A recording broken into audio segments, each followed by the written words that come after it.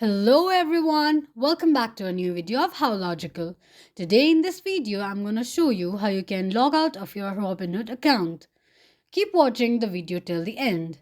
To sign out of your Robinhood account, firstly open your Robinhood application. Enter the PIN code and the homepage of Robinhood will appear on the screen.